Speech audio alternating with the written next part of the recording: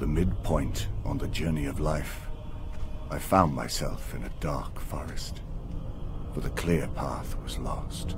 The game starts on the surface, which is how the poem starts. You know, you're sort of leaping into hell. When you jump through that door to follow the devil and your fiance's soul down into the depths of hell, that's the moment where our Alice jumps through the rabbit hole. Whoa, this is unlike anything on Earth, right? It's hell.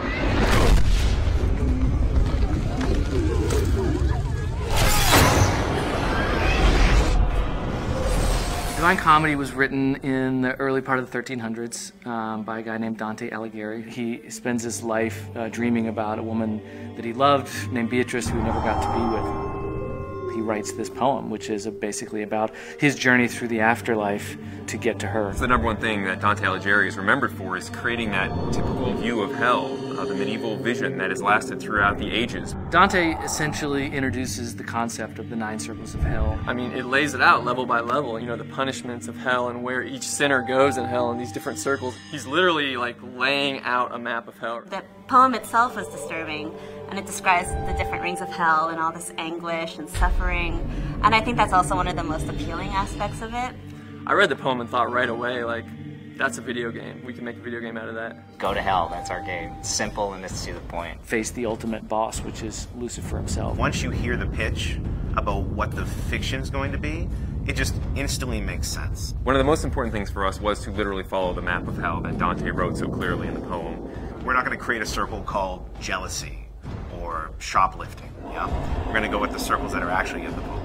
The things in the Inferno that we knew we couldn't change, I mean, definitely the rings of hell, and also like the major characters. Of course, each piece we sort of interpret a little bit differently. The character that you play in the game is a reimagination of the original Dante, and he's fighting for love. Lucifer has taken his love, Beatrice, into hell, and he actually fights death, and he actually defeats death and takes death's sight. And he says, you know, I'm gonna take this thing, I'm gonna go into hell, I'm gonna get her.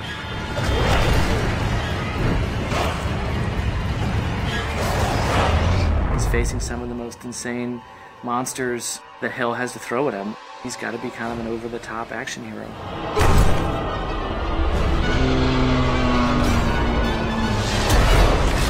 Everything you do in this game is brutal. It involves eviscerating, ripping open. It's definitely a brutal game. It's not for the faint of heart. We have enemies that push the limits of taste. And kind of be like, oh, dude, you see that?